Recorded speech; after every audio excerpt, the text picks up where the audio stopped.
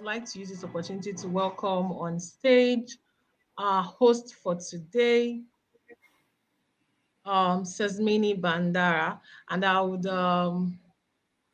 allow her introduce herself, and she's going to be handling this event, and she would also be sharing some housekeeping rules. And when she's done, I would give us a little backstory about CMX Connect Lagos, CMX Global, and how you can be a member of CMX Connect Lagos. Yeah.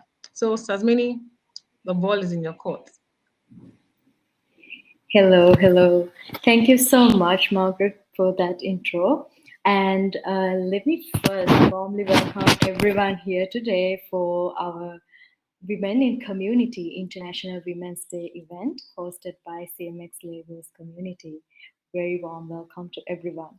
So, we are super excited to have all of you here today, and we have gathered an exceptional group of inspiring women who have made an outstanding contribution to their respective fields within the community.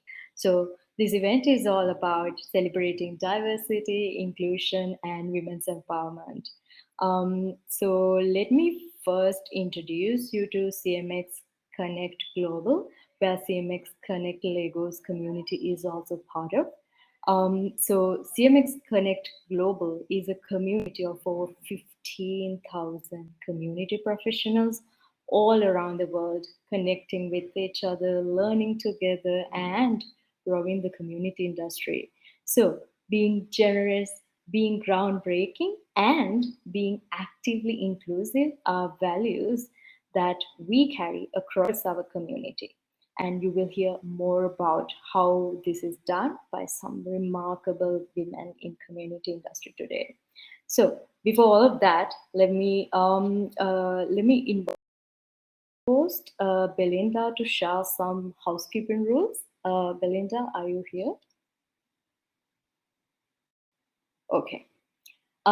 Since she is running a bit late, let me just introduce you to the housekeeping rules.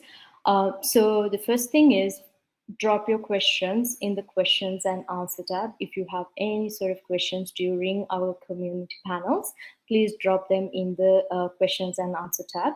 And please be nice to one another when you are chatting on your in the questions and answer tab if you are to chat anything, and also feel free to send me a DM if you need anything addressed or if you need to flag anything that's going on in the community chats or your DMs. Please feel free to DM me. And as you join, please tell us your name, where you are joining from, and how you heard about this event. So feel free to engage. What we are trying to say is feel free to be more engaging in this in the questions and answers tab, and talk to us a bit more during our community panels and interact with us. Before we move into our event, let me invite Margaret again to talk about Lagos community. Margaret, over to you. Okay. Thank you, Sasmini. And so CMX Connect Lagos is the chapter of CMX Global that is home to community managers, community professionals in Lagos, Nigeria. But it's not just limited to Lagos, Nigeria. And we are looking to grow our community. If you're interested in joining, if you're interested in volunteering, more information about that will be shared at the later part of the event. So you need to stay tuned. But it's necessary and important that if you are a community professional residing in Nigeria, that you affiliate with CMX Connect Lagos. We have awesome events and awesome plans lined up for this year, and we're kicking it off with the International Women's Day events that you can see us organizing today. So sit back, relax, and enjoy.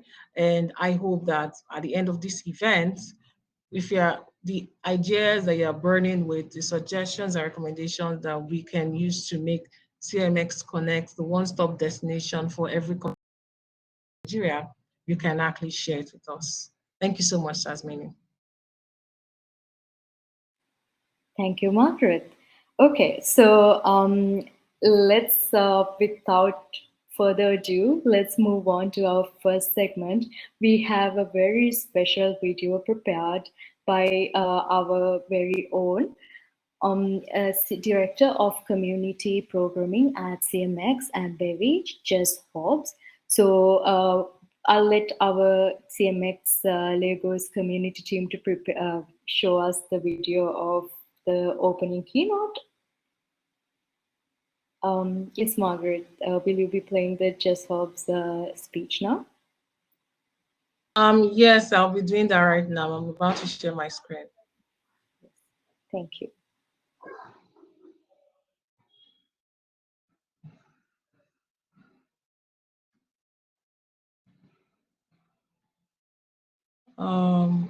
Can you see my screen? Yes, can see.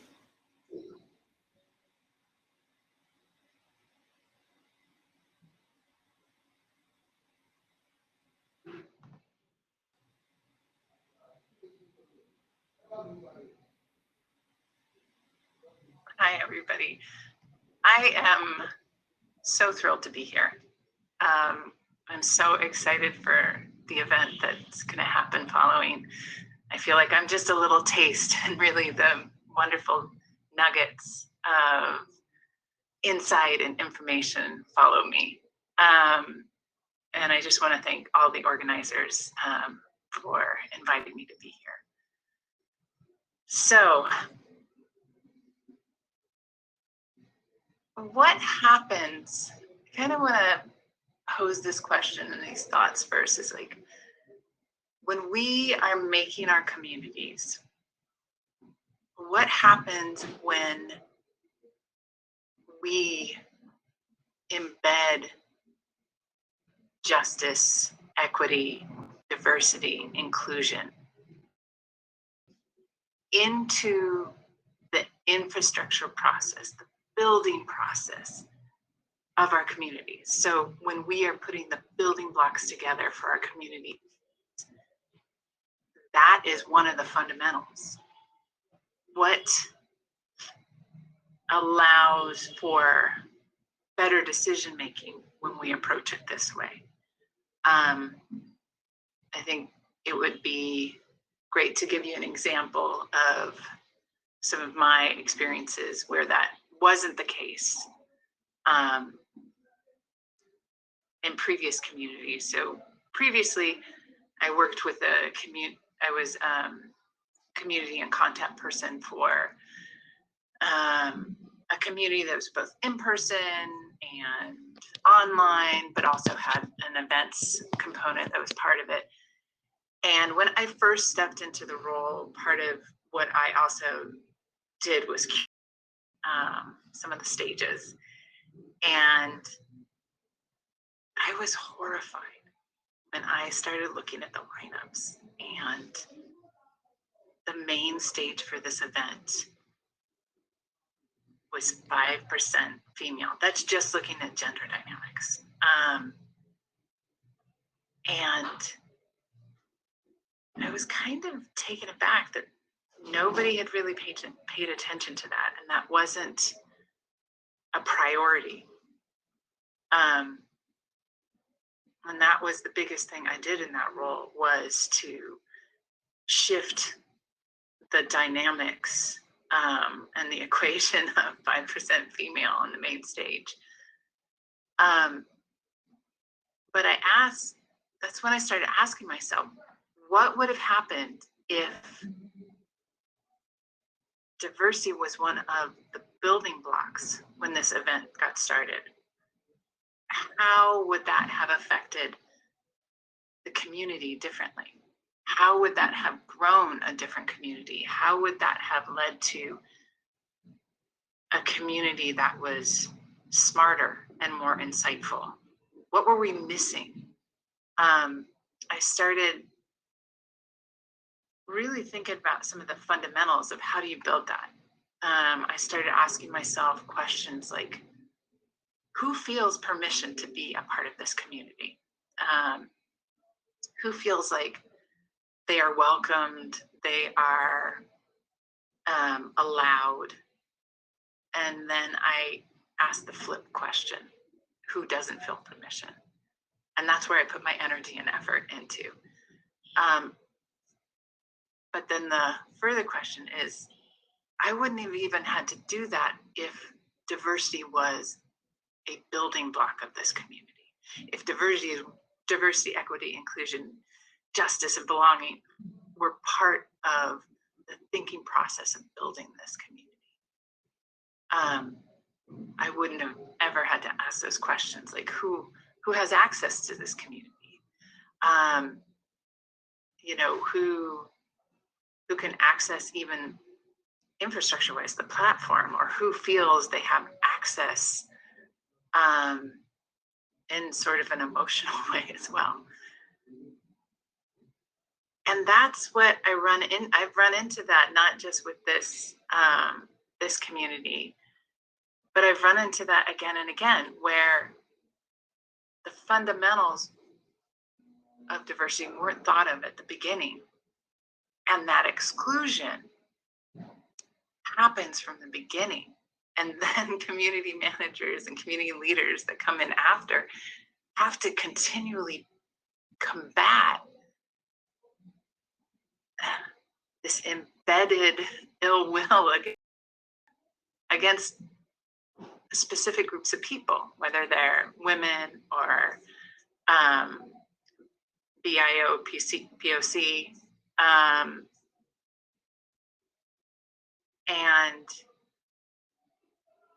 I step away from that. Like, what are the questions we need to start asking ourselves when we're in the process of like planning out our community, like planning out like the platform we want to be on, planning out like the rollout? I think we need to start asking ourselves questions about, DEI at the very beginning. Like, I want to start a community around this, or I'm stepping into a role where a business wants to start a community around that. And first questions have to be, how do I build this community that is inclusive and intentionally inclusive? What are the questions I need to ask myself? Like, who are the customers already? Who are the members of this organization already? And the second question I think really needs to be, who's missing from that picture? And why are they missing? And how, are they people that need to be a part of this community? Would their voice and their ideas and their thoughts be valuable? Usually, yes. And how do I create pathways into this community that are welcoming, that are actually reaching out? Because that's actually the action you need, is not just passively sitting and kind of waiting for who's coming to your community. There'll be a certain level of people that feel permission, that feel welcomed, and will not have many barriers to connecting with you. And I like to pay attention to that other question of like, who's missing, and how can I create pathways for them to connect in this community? Even simple things like neurodiversity. Are there other ways in which people would prefer to connect in this community, and how can I represent that? And though, like, asked at the very beginning, because I think that helps you make better decisions for your community in the long run. That's actually building out a better community that lasts longer, that has longevity, that doesn't have barriers to entry, all those things that we kind of continually have to think about. And it allows us to make even better decisions about like fundamental things like technology, like what platform would help with my diversity ideas. Instead of just like going down that list of like, my platform needs this and this and this and needs to check this and this, like, what platform allows for more voices and more ideas and gives more permission to people to come and join come and join the party. You know, it feels so simple, but it feels like so often it's not asked. And that's really where a lot of my energy and where I try to, when I can. It's not perfect. And I think the way we get there is allowing for that truth of it's not a perfect process, and it takes a lot of willingness to be truthful, truthful with community members, truthful with other community leaders, with yourself. And with that truth, a certain vulnerability is needed. Vulnerability to be okay with not knowing everything, be okay with not knowing all the questions to ask, being okay with being wrong, and being able to be accountable for that and learn from that and move on from that. It seems so simple, but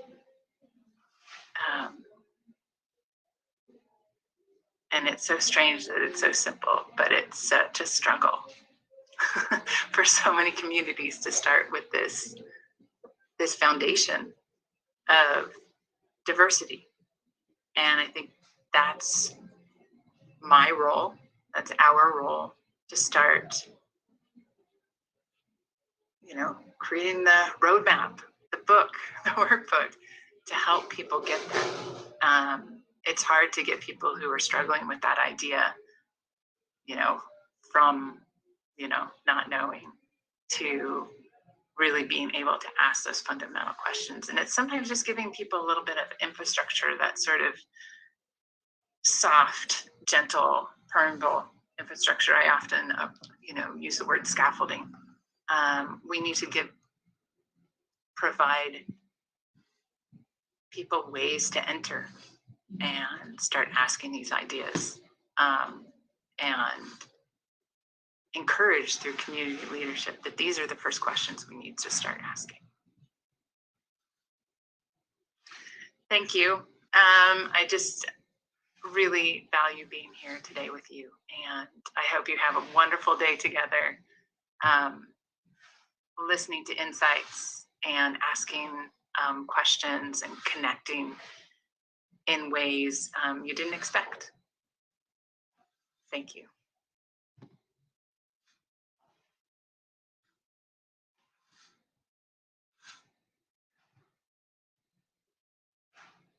Thank you so much, Jess. A round of applause. Or you can drop your favorite emoji in the comment section, and I'm going to hand the mic back to Sazmini to continue. That was very inspiring, wasn't it? Which is like the perfect way to start off our event today. And one of the key takeaways for me was from Jess's story was like embedding justice, inclusivity, and belonging into building communities will allow us better decision making. What a way to start, right? So move into our first panel with lovely women in community. Let me first let our co-host to introduce herself. Belinda, are you here now?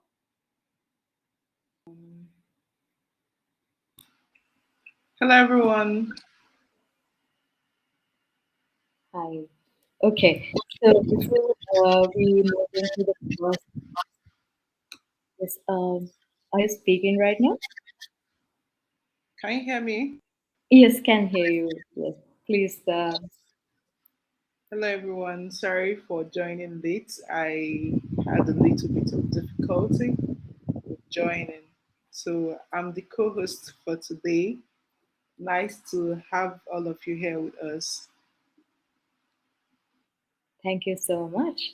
Okay, so without any further ado, let's move on to our first panel. So let me introduce our moderator for the first community panel, Community as a Growth Catalyst, Chizurum. She is a community builder dedicated to doing these two things.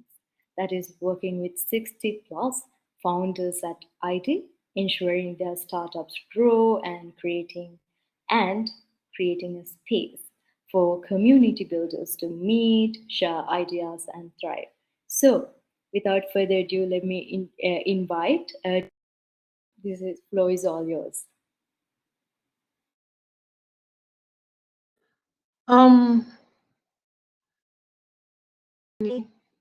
Um, I can't see Chizurum here. Can we have the next panel session instead as the first one while Chizurum tries to join? Sure. Um, Yeah. uh, Let me move on to our next panel then. Hi, everyone, and thank you for joining us. Before I introduce the panelists, I'm going to be reading their bios.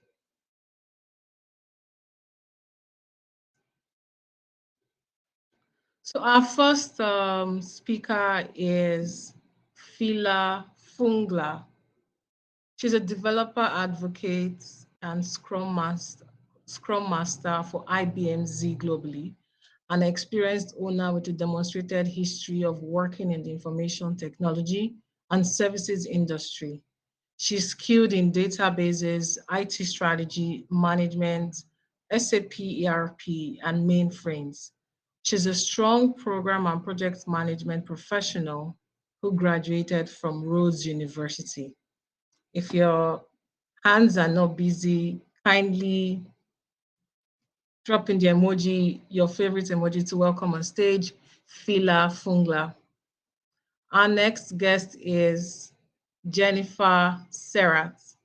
Jen is a coach community manager at Coach Hub, a digital coaching platform.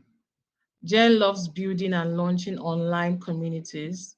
In fact, she's built 1,500 international business coaches with experience living and working in 7 different countries, including her current home base of Berlin, Germany.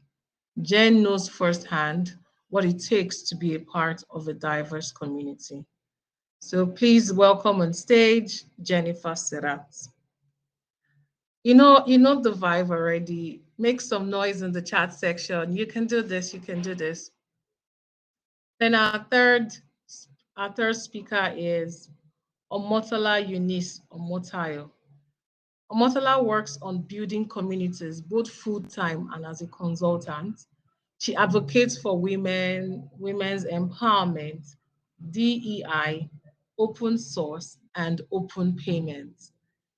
A final energy. Yes, Omotola, are you here? If you're here, welcome on stage and welcome, Filia.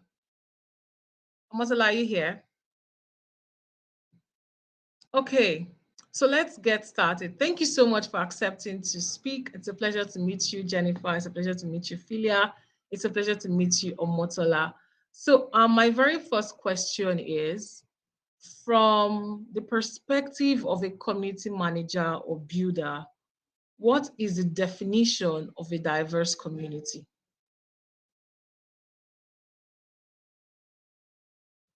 And this is directed to all three of you. So Jennifer, please go first. Hi. Well, hello everybody. Happy Saturday morning. Thank you for inviting me for this panel. To me, the definition of diverse community would be as a community manager or builder, it's essential to have a comprehensive understanding of our members' personal journeys, including their backgrounds, cultures, beliefs, and other key elements that define their identities, so that by recognizing and celebrating these differences, we can build a community that supports and uplifts all members, thus creating an inclusive and welcoming environment where everyone can thrive. There is, I don't know, I'm sure you've all heard of the saying, it goes, variety is the spice of life. And so I feel like this rings true for diverse communities. When we bring together individuals from different walks of life, we create a melting pot of experiences and perspectives that then foster innovation, creativity, and growth. And so this diversity, I think, also cultivates empathy and a sense of belonging among our community members, leading to a stronger and more vibrant community overall. So that's my answer for that. What does Thank you, everybody? Jen. Oh, thank you, Jen. Omotola, you're up. Um, Good morning, yeah, everyone. Margaret, can you confirm you can hear me very well? I wasn't expecting that section to come up so soon. I can hear you and clear. Okay. Thank you so much for inviting me. And back to your question, I think a community should be or can be considered diverse if it includes individual or groups from different background, individuals of different interests, roles, status, experiences, cultural practices. Bringing all these persons together makes the community can make the community to be considered as diverse. Yeah, thank you. Thank you. Fila, your definition of what a diverse community should be. Hey everyone. So I'm sure the two speakers have already covered some of the points, but I think it's also making sure that you're catering for the diverse community. So making sure that the language that is spoken is catering majority, and if you can't, then you getting resources or tools to allow that everyone is able to understand and get the information that you're trying to get out there. So it's catering for that for the diverse community and making sure that they feel um, part of the community. Thank you so much. My next question is going to be directed to Omotola. What are the leading causes of conflicts within diverse communities? Can you share that with us, please?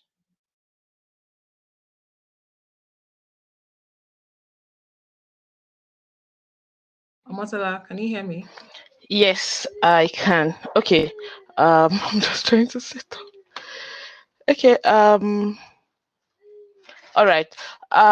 It is likely to have conflict in a diverse community, because people that are in the community obviously have different orientations and understandings. So, this conflict can happen when information isn't well processed or information isn't well passed. These people of different ideas, they have different ideas about the subject, or they have different ideas because of their cultural differences. They have different way of processing this information about the subject, right? So if this, just like I mentioned, if this information are not being well processed or passed, it's going to, and if there is no well meaning place to prevent these different kind of conflict. Conflict can come in form of information, the relationship between your members, the kind of interest they have. If there are no well-meaning policies in place or code of conduct on how people can navigate each other's differences and learn from these differences, there's likely possibility for conflict to come up in this diverse community. So people will disagree. You understand? There will be misunderstanding. Thank you, Omotola. Thank you. Jen, I want to ask, at what stage in a community member's journey should the understanding as well as how to navigate a diverse community be introduced to them? At the very beginning, is the tone of your community should that should be the central theme. So the very beginning part of their onboarding process, for example, it's essential to approach that change process knowing that compromise, patience, and understanding must be that central theme. One of the first things that sets the tone of the community is, the clear community guidelines that explain the importance of diversity, inclusion, and equity, and as well, it should include how to navigate that community. And so these guidelines should be easily accessible and reinforced throughout the members' community journey. Thank you so much for sharing. So, Phila, the next question is for you. What are some of the actionable steps to resolving conflicts within diverse communities? So we've established and defined what a diverse community is, and we now have an understanding of the state at which community members are aware of how to navigate diverse communities. However, because we are humans, mistakes are bound to occur. So, can you share some actionable steps in resolving conflicts within diverse communities? Yeah, so the first thing is understanding what is the conflict, right? Without you understanding the conflict, you can't resolve it. So making sure that the conflict is defined, so everyone is aware of what is the actual conflict that we're trying to resolve at that time. And but like in the beginning you would have been obviously proactive and tried by all means to um, give awareness of what are the conflict that might arise, and and making sure that everyone is familiar with what are going to be the issues and how we're going to resolve them.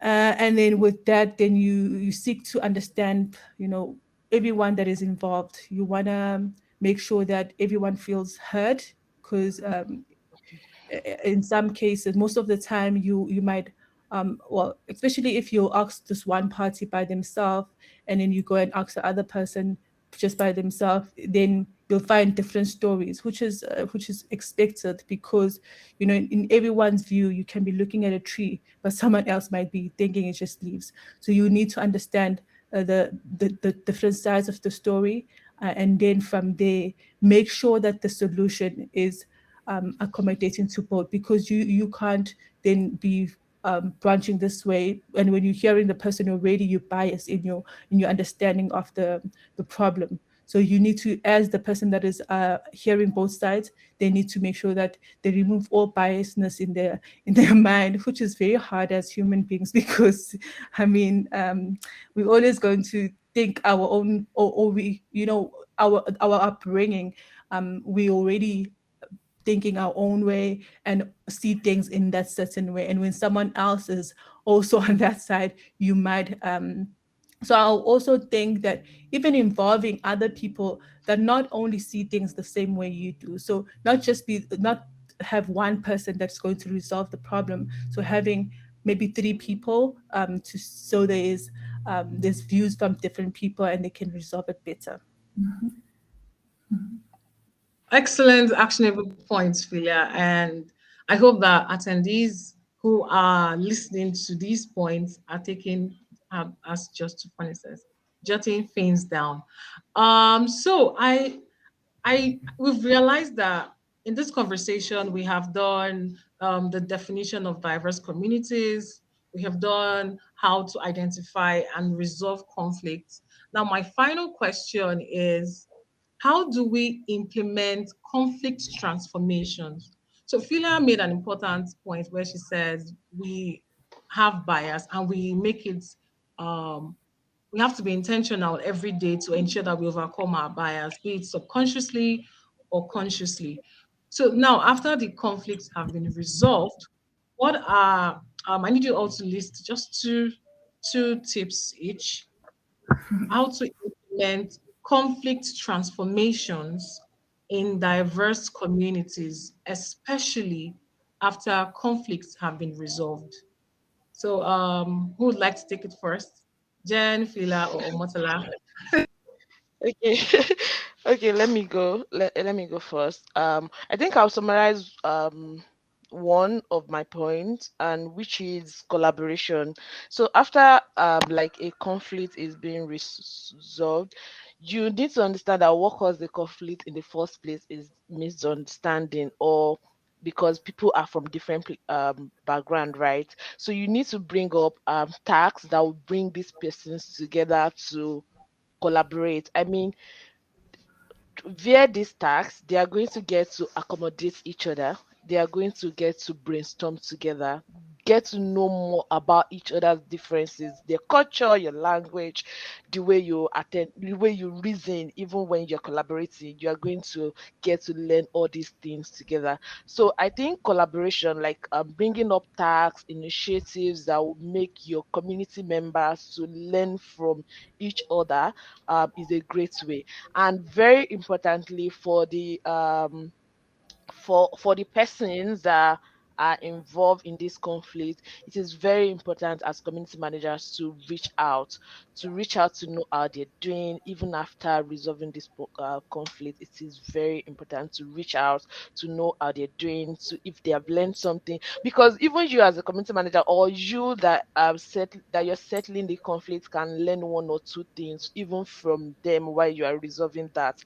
So it is very important to reach out, and it is very important to come up with not just code of conduct, but tasks, initiatives that are going to bring these community members coming from different places together. So Yeah. Go ahead.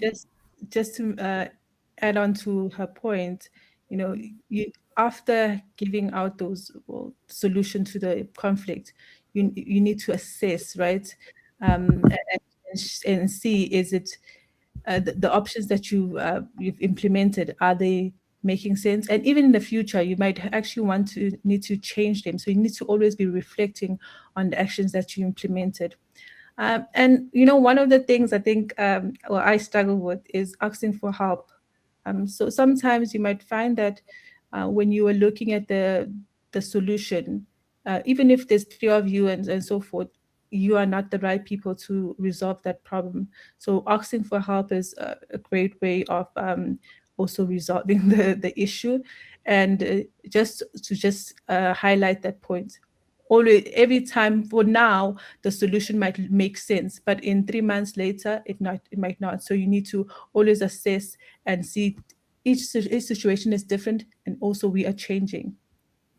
Thank you.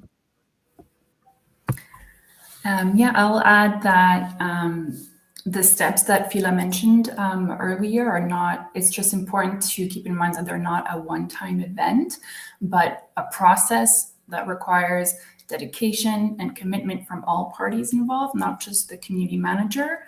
And that there are frameworks for that. Acknowledgement, identifying the issue, and then sustaining, making sure that after it is resolved, you don't go into this doesn't happen again, or if it does happen, you have that framework to follow, so it's easier for you.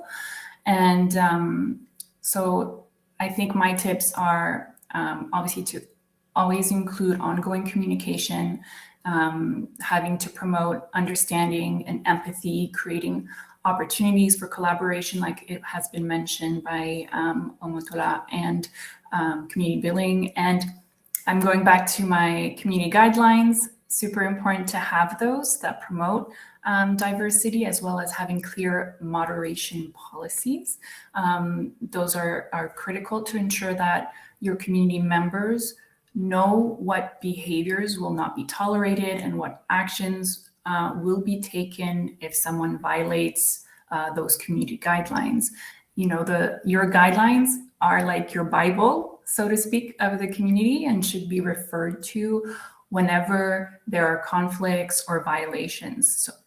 So that by enforcing these guidelines consistently, the community can then establish trust among themselves and respect, especially, and that then will promote a sense of belonging and shared responsibility for the community's well-being, because your community members will, call out members and put them back in place, so to speak, so that they kind of police each other, but in a good way, in a respectful way. Like, hey, this is not how we act in this community. This is not the community we want. And so, you lead by example as the community manager. So it's always important to have those frameworks and those guidelines and those policies in place so that you have something to show them. Like, hey, our guidelines say this is not the tolerated behavior. Please adjust. Absolutely. If the community members will always emulate the behavior of the community manager, so it's pertinent that you you live by what you say. So we have a couple of questions from Ella. Ella is asking like a three-ish part question. So the very first one is, how effective have you found published terms of use or community guidelines to be effective in the conflicts you've handled? And this question is directed to any one of you. So who would like to take the first part of the question? How effective have you found published terms of use or community guidelines to be in the conflicts you've handled? Community guidelines are kind of your backup. They're like the laws, so to speak, of your community. If you want to kind of use that metaphor, your community is your country, and you as the community manager, you're the president. And then your ambassadors, for example, are the governors of each of those states. So your ambassadors or your top contributors or your MVPs, however, your champions, you need to train them, onboard them to like live and breathe those guidelines. Because if you're with 1,000 members, you're only one person. You can't split yourself. There's some things you're not going to catch. And it only takes one bad apple that you don't see is creating negativity and then attracting, other negative people, and then it'll just snowball. Whereas if you have your ambassadors, your champions, they can catch that. If you catch it, great. Then you're right there. You're like, hey, when you signed into our community as a member, you pledged, that you read the community guidelines. This, obviously you take them aside privately and you talk about it and discuss. It's also good to have, maybe a 3-strike rule where, the first one is you talk to them privately, you educate them on the issue, and tell them how it reflects poorly and that it's not the behavior that you're trying to promote within your community. And then, if it happens again, then you educate once more, but you warn them, okay, next time we might have to remove you from the community. You word it in a way that's obviously not negative, but make it clear that there are consequences, because that is not the behavior you want to promote or the values that your community wants to uphold. Thank you for sharing that. Now, the second part of the question, and this can be answered by either Fila or Motala, is, do you prefer to make your processes for handling conflicts transparent to all community members, or do you prefer to those only disclose those to members who become involved in conflict? That's A. That's 2A. Yes. Yeah, so I would say you never know who will be involved in the conflict. So it's better that everyone is aware of it in the beginning. But normally, I don't know about you guys, but I don't read those terms and conditions in the website. So people will see that information and not read it up until they do something. Then you make it, well, you bring it to their view again.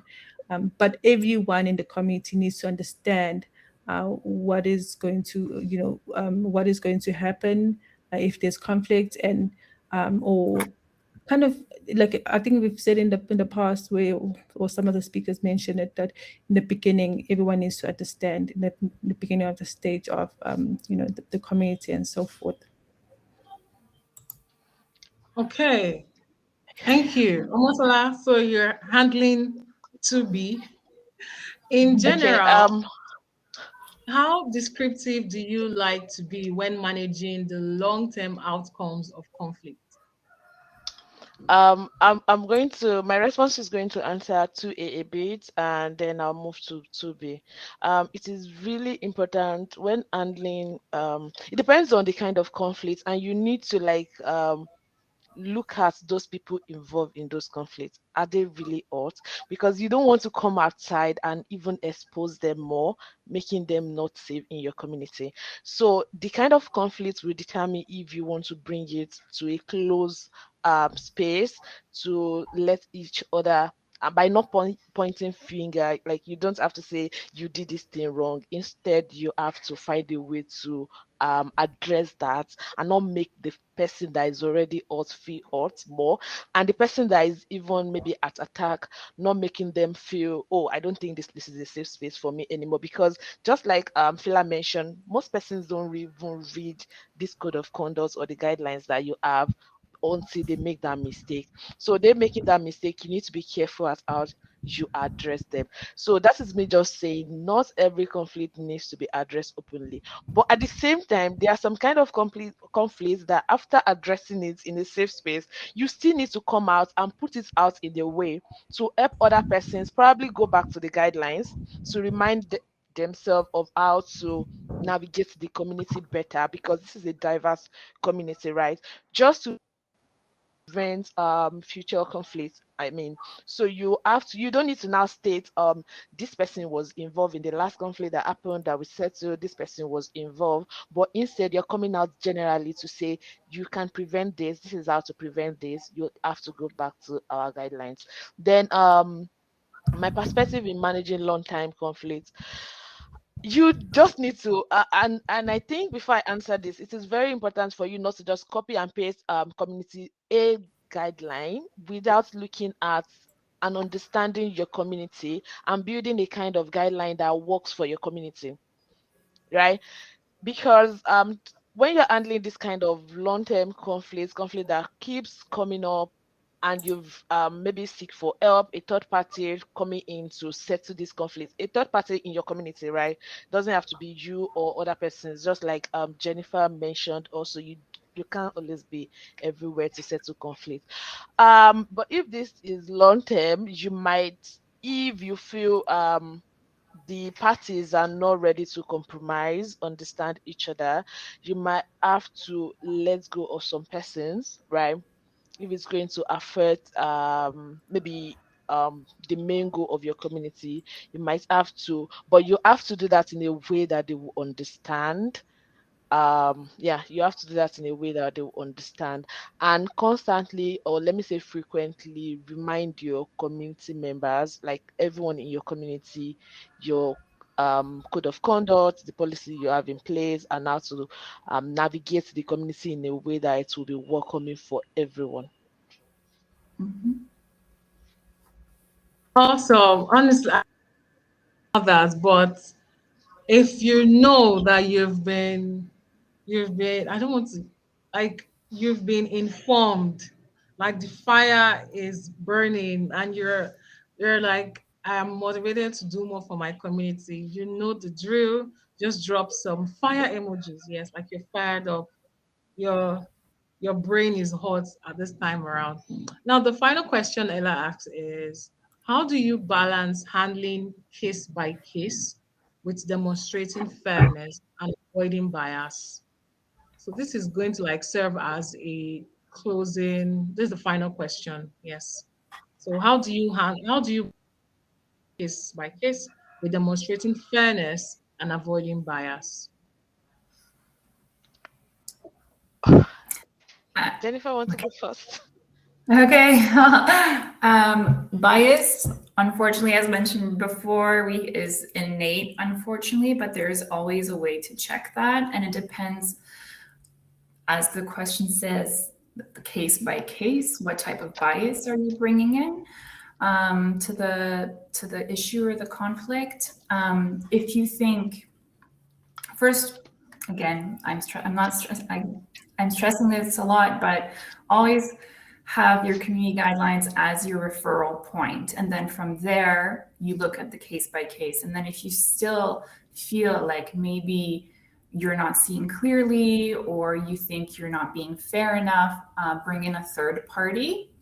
That way, that hasn't seen the situation, that is not living it day to day and has an outside perspective, and also a person who maybe has had the experience in this type of conflict before, that can give you a clear vision on how to address that issue.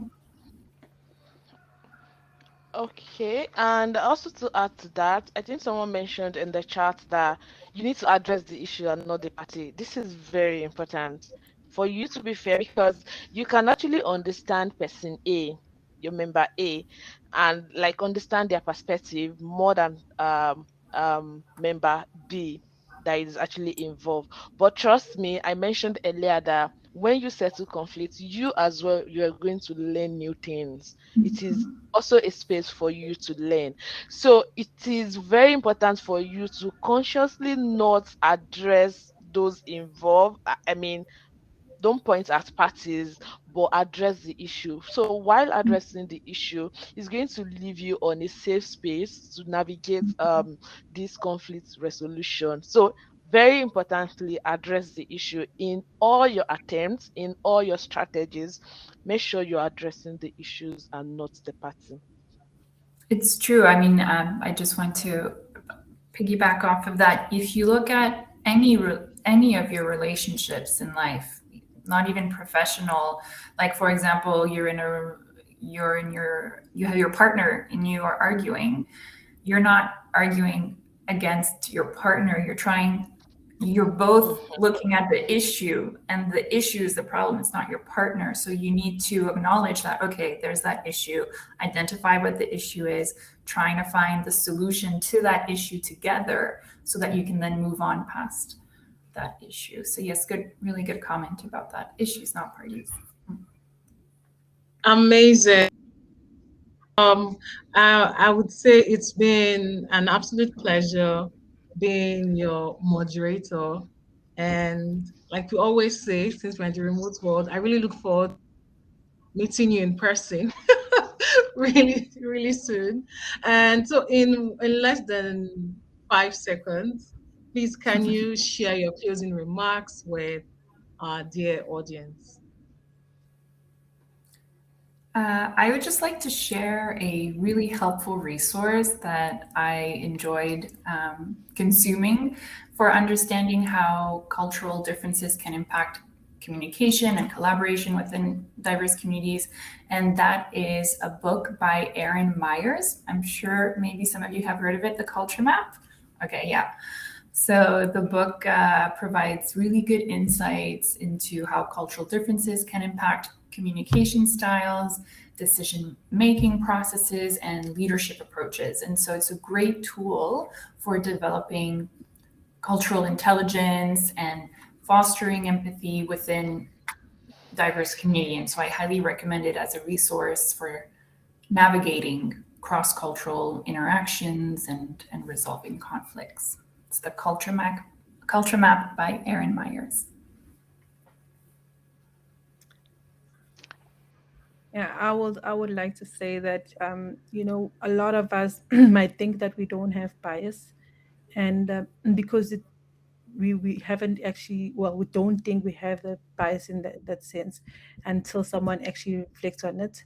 So it's also good to ask around people that you trust, obviously, and that will give you constructive feedback. We all have bias in some way or another, but it can be hidden, and I think that's just one thing that I want to mention. And I think for me, I would just like to re-emphasize on the fact that managing a diverse community goes beyond you from the onboarding to the programs you have in your community. It goes beyond that. You cannot as well extend into the kind of campaign you put out there before you even get the members, the audience you like put your campaign to. You can actually let them know the kind of content you put out, your design, even at your event, the policy you put in place should be one that resonates to that of a diverse community. And trust me, conflict will always come up, and yeah, conflict will always come up in a diverse community. It is very important for you to keep reminding your members, your community members, of the policies you have in place. Don't wait till when you have that conflict. A constant reminder is a very good one. And also, when there is conflict, become ready to learn yourself and seek for help if you know you can't undo it alone. Thank you thank you, Omotola. Thank you, Fila. You can you can exit the stage. Thank you so much. A round of Thank digital you. applause or virtual Thank you for applause. having us. And it's been a pleasure. Thank you so much. The next item on our agenda is me doing a sponsor shout out. Honestly, it wasn't easy putting this together without the support of our sponsor. And would like to say a very big thank you to our CMX Connect Lagos sponsor. And they are, drum rolls please, Common Room. Yes. So Common Room is the leading intelligent community growth platform, and it offers more than 25 native integrations, everything from Slack, Discord, and Discourse to Twitter, LinkedIn, YouTube, GitHub, Reddit, and Bevy, and CRMs like HubSpot and Salesforce. And then it unifies all of data to deliver actionable insights. Common Room's customers include community-powered companies like Asana, Atlassian, Airtable, Confluent, HubSpot, Figma, Grammarly, Notion, and Webflow. And community, DevRel, and GTM leaders love using Common Room because it makes it easy to send automated messages, manage and track community cohort programs, set up real-time team alerts for any kind of community activity, discover and deliver new business leads, measure direct business impact with real numbers, and elevate the importance of their community and their role as a leader within the organization. So I think you should visit comorum.io to check out the platform. And if you're a community manager, this is like a great choice for you. One of the great choices for you. So thank you so much, everyone. The mic back to our amazing MCs, or rather hosts, Sazmini and Ijoma. Thank you, Margaret. Okay, Thank you, so Margaret.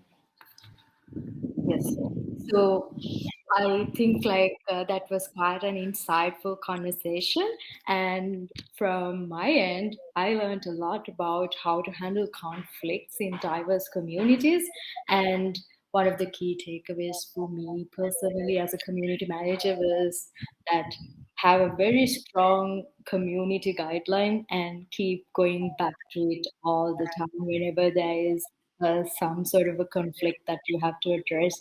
So thank you so much for leaving us with that kind of insightful conversation with our speakers today. Yeah, so before we move on to our next um, panel discussion, let me play.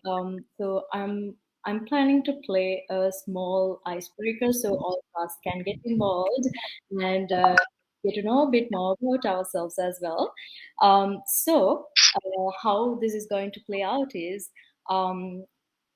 I would like to invite everyone to write in the chat what your childhood dream was and what do you aspire to do. For example, I'll go first. My childhood dream was to become a dancer one day, but right now what I'm doing is event management and startup program management. So yeah, would like to hear from other participants who are in this community. What sort of dreams you guys had? Okay, I will give 2 minutes for everyone to just type in whatever they would like to say.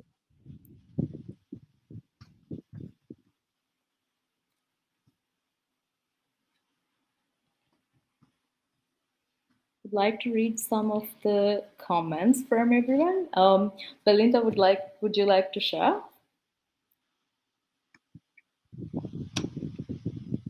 Just shared. Did you? Oh, newscaster. That's interesting. And you are doing MC with me today. So awesome. I think one more step closer. Okay, we have some of you that wanted to become teachers, medical doctors, and then like a product community manager at the moment.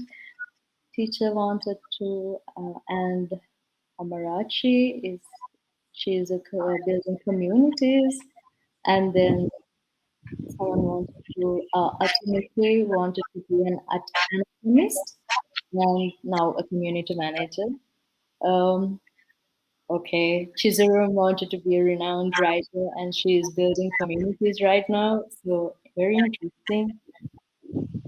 I wanted to be a Barbie character, but now it's the end. A few more steps to go, I guess. Used to be an educator, now I'm a community manager. So I feel like a educator is also part of being a community manager for very like closer to your dreams. To be a vet for wild animals, and I'm now a CMX CEX. Okay, Joyce, happy for you, but like would have been really nice to be a vet too, right? My childhood dream is to help people. So to not sure how, but I have always wanted to lead and help people. I think you are doing really great right now too, Amatola, from all the things that you just shared with us. So let's hear from Ella. Embarrassment of my family. Wanted to be a street cleaner and trash collector because I saw them keeping our community spaces clean and enjoyable. In one sense, CMGR is a virtual version of this dream. Yeah, community manager. Yes, yes. My dream was to be an investigator. And now I'm doing project management and writing. I feel like that is also closer to what you're doing. We have to do a lot of investigating into. Okay, thank you so much, everyone. So before we move into the next panel, Belinda, we do the next. Do we do the raffle draw or? Well, we need people to follow us on Twitter and make a tweet about the event. So I'll get our winners from there and people that would spin for the raffle draw. So while they are doing that, I would like us to move over to the next panel session. So it will give people more time to go over to Twitter and make a tweet about this event. So I'm going to be introducing our next panel session with Chizurum Egwanko. Sorry, I hope I didn't murder your name. Okay, so let me read out her bio. Chizurum is a community builder dedicated to doing this too, working with 60 plus founders at ID Africa to ensure that their startups grow and creating a space for community builders to meet, share ideas, and thrive. So Chizurum will be taking us on community as a catalyst. Chizurum, I hope you're here with us. Please, the floor is all yours. All right. Um, Good morning, everybody. It's a pleasure to be here, and thank you, CMX Lagos, for hosting this. All right, so I'm going to be introducing the panelists for this session, and help me come to Olamide. If you can clap, if you can scream from wherever you are, just help me give a warm welcome to Olamide. Also followed by Amarachi Johnson Uba and Tabitha. Can we just welcome them, everyone?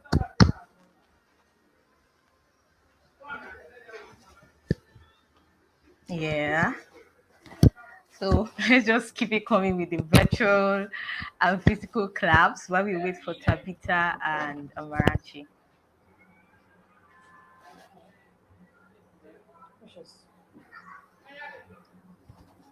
All right.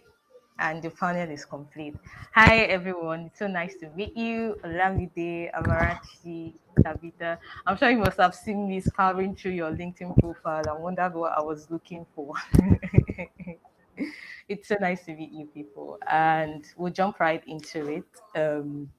So the first question, I think would start with Olamide.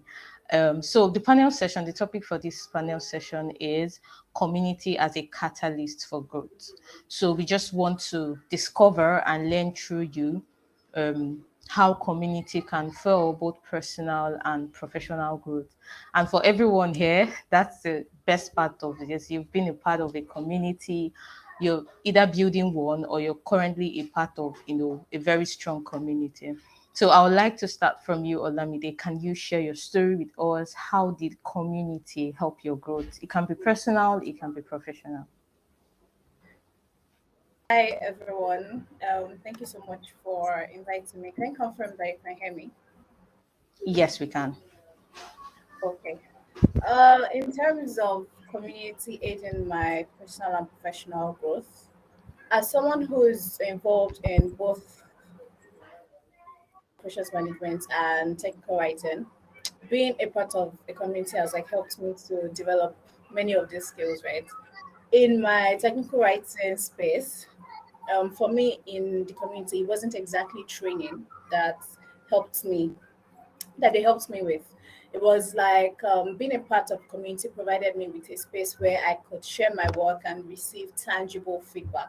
I mean, you'd see people put your work out there, give you a shout out, and having a community of like-minded individuals to share my work has like provided a sense of validation and motivation for me to continue pursuing this craft. Whereas in terms of management, my first major management experience was being a chapters lead for Shikod Africa, University of Lagos. And the experience, like I had like an entire team to manage. And on some days it was really hard, but it felt like something I could learn on the job. It's been a stepping stone for my other leadership roles I've taken on. In fact, there's a particular interview I did and the woman said like she was going to offer me the role just because I had been a part of She Could Africa. I didn't take the role eventually, but it was something that meant a lot to me. It showed how much that the community has even helped me to grow. Some of the people I've worked with, I met them at a community event. And in terms of personal growth, it has helped me with my public speaking skills, interact with people. It's just been very critical in both personal and professional growth. Thank you so much for sharing that. Your story was beautiful. I didn't want it to end. All right. Marachi, please, can you share with us how the community has been, a catalyst for growth, both professionally and personally? Hey. Hello, everybody. Thank you so much to CMX Lagos for inviting me. It's a pleasure. Hi, Tabitha. Hi, Olamide and Chizurum. Okay, so I wanted to share how community helped me in my career, but then last minute I just decided to take it away from career and like share something more personal, because I think sometimes when we mention community it looks like it should be tech communities or career oriented communities. So I'm just going to share my experience last year when I was carrying my baby. Yeah, I spent like 70% of last year being pregnant. And as a first time mom, there were a lot of things I didn't know. I was clueless. Google was like my partner. Though I had a gynecologist I visited monthly, it wasn't enough because several times you have this, like, I can't keep calling her all the time, right? So I had like two other ladies who were pregnant at the same time. They were my friends, and I can't overemphasize how their friendship or that community I found myself in at that point in my life was helpful. You know, community must not be somewhere on Slack. It's basically a group of people that share similar interests. And at that point in my life, I needed pregnant women. I needed people I can say, my baby is kicking me too much. And they can say, I can relate, like he's kicking me. That was my community at that point. And I also found other like motherhood related communities on Facebook. I followed a lot of them where they shared memes or memes. How do you pronounce it?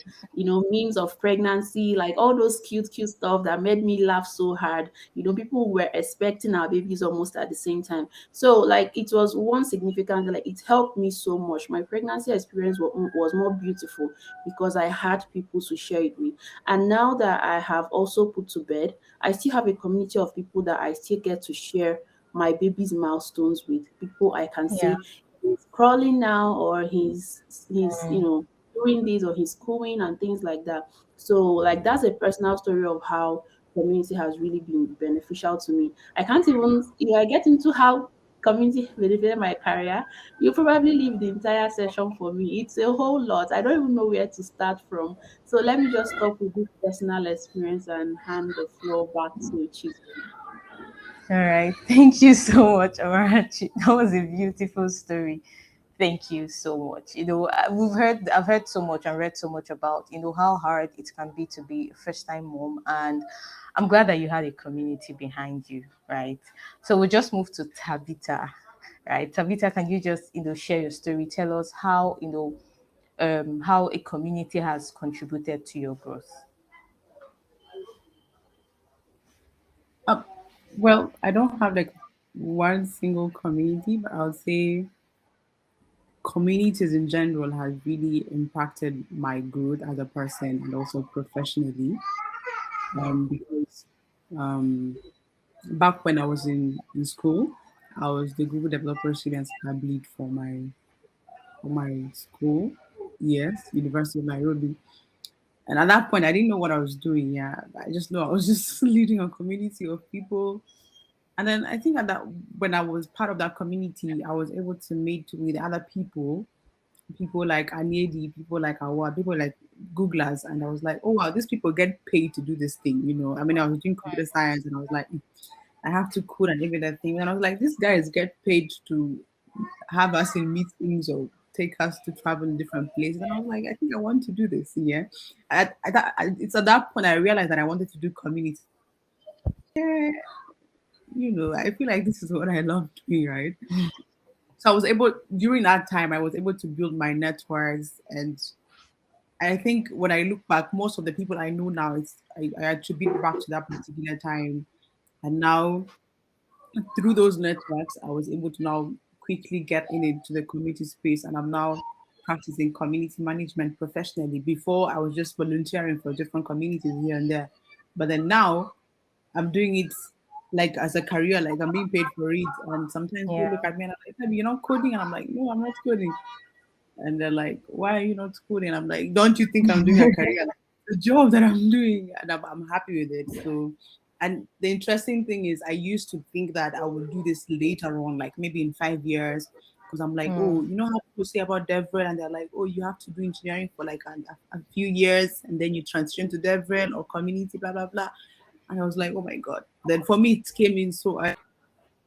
I mean, I started with All School Africa, and I just made that transition when I was also doing another job. And it's all because of my network. I didn't apply for this thing, so I'm really grateful mm, for the fact that I was part of a community that really helped me realize that this is what I wanted to do, and then the networks I formed during that time really helped me to be the person I am today. And yeah, also the network of community managers. I know when I was starting out yeah. professionally, like, oh my god, I don't know what I'm going. And we have people like Bami, Hanifa. I think I was in Lagos at some point, and the CMs had a meeting, and I was like, wow, this is so nice. I got to learn from them. And every day you follow people on Twitter and you see them doing things. I see one is saying, I don't know, I just see people on Twitter doing this, and I'm like, this is amazing. And I get to learn from them. So yeah. Yeah, thank you so much. It's so beautiful to get your feedback, networks, through different phases of life, and, opening our eyes to possibilities that abound. I think that's the beautiful thing about communities. And I like the point Amarachi made that, community goes beyond Slack. We're in the digital age and it's so easy to confine, community to Slack and all that. So the next question, well, back to you, Tabitha. Yes. So you've worked mostly with, students and student communities, and I know, like in Nigeria, for example, most students are, getting into tech, adopting, tech and all that. So how can communities, help people build the much needed tech skills? And then beyond helping them to build skills, how can communities ensure that they thrive? That they don't just build these skills and then, fall off by the wayside. That there's a certain level of continuity even after they've gained those skills.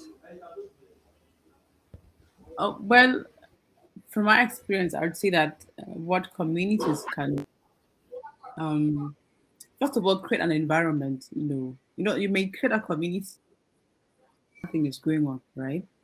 You just put a Yeah. bunch of people from different countries, and then if there's really no form of management there, people may not exactly know what to do. Sometimes communities want you to tell them what to do. Yeah. So I feel like creating an environment, encouraging people to interact and share knowledge with each other. They don't have to wait for Tabio. They don't want have to wait for Olamide to come and say, "Oh, guys, you guys go and form groups and things like that." So starting a foundation, creating a foundation, letting people know that this is a community, and the whole idea is for you guys to learn from each other. Yeah. So apart from the skills that maybe we are going to expose you to, it's much better if you. I mean, we, especially if it's an online community, I can't see you. I can't always be with you 24/7, yeah. But you can connect with somebody that you guys are here for the same goal, right? You guys can connect and maybe possibly have extra calls, aside to learn a particular something that you're not really understanding, or maybe you face a problem. I may not have the doing what you're learning, yeah. But if you have an issue and someone else has the same issue, you guys can come together and brainstorm. So creating that environment where you encourage people to help each other and share resources. If you learn this, share with other people, teach them what you have learned at the end of the day. And the other thing that communities can do also is creating mentorship, opportunities. Some, like I said, sometimes people like to do what to do. So maybe introduce a mentorship program where you have people that are older, maybe if you have alumni is mentoring the new people, or just people within that community that are going to mentor other people.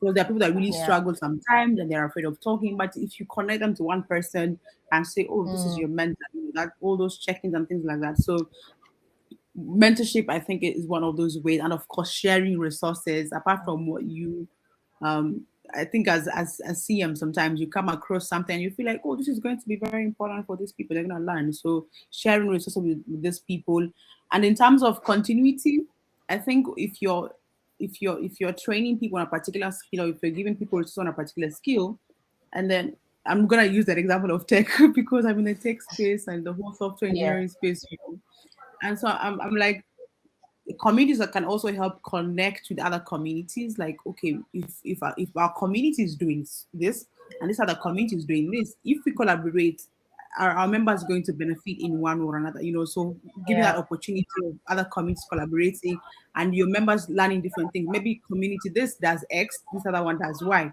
and if we come together, at the end of the day, you're going to provide value for your members. And also the other thing is internships. You know, people are starting out, you're teaching them skills, you want to connect them with local companies, and I know with communities, you can be able to chat to different companies and see, oh, we have so and so people. Can they come and practice? They don't really have to get paid, but if they get paid, it's a good thing. But the whole goal is to make sure that the skills that you have learned, they get to practice them. And at least they're not gonna Yeah. stop from the program is over or things like it's gonna be Mm. continued to be these guys may be absorbed at the end of the day. So I think that's what I would say about that. Thank you so much, Tabitha. That was a very solid point. Thank you. Thank you. Thank you. All right. Well, back to you, Olamide. So, everyone, Olamide is a technical writer.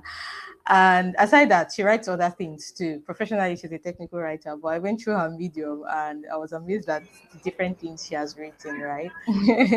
And I know that when it comes to tech, I know that the most popular one is when you say tech, everybody, assumes that you code. And then for the women, they ask you, oh, do you do product design or product management? So people, typically assume that women should either do product design or product management. And I found it really interesting that you're a technical writer. And for so many of us, we don't really know what that entails. I mean, we know content writing and all that, but technical writing, it's something we are still, coming to terms with. So I want to learn from your perspective, how can communities help women get into this role, into this technical writing role? Okay, thank you, Chizoom. Okay, so technical writing, I think I'll first define it. Technical writing is general writing, right? Just tech, something that involves breaking down complex information. And as opposed to what you mentioned, it's not really strange. It's actually a very popular Mm, field and okay. easy to get into, right? So for Mm, community to help technical writers, okay, firstly, I think that most times when to help someone, we make it the duty of maybe the community manager in that place, right? mm. You as a member of the community, you are the community. So how can you help Yeah. yourself? There are people in, I'm sure when you, okay, let me use Shikoda Africa as an example. When you join Shikoda Africa, you're asked to introduce yourself, introduce what field you're in or what field you're trying to get into. You can as well look through channels like that where people have introduced themselves, look for someone who has done something that you want to do, in this case, technical writing, and try and reach out to Mm, them. Ask them yeah. questions, not just the regular way we connect with you.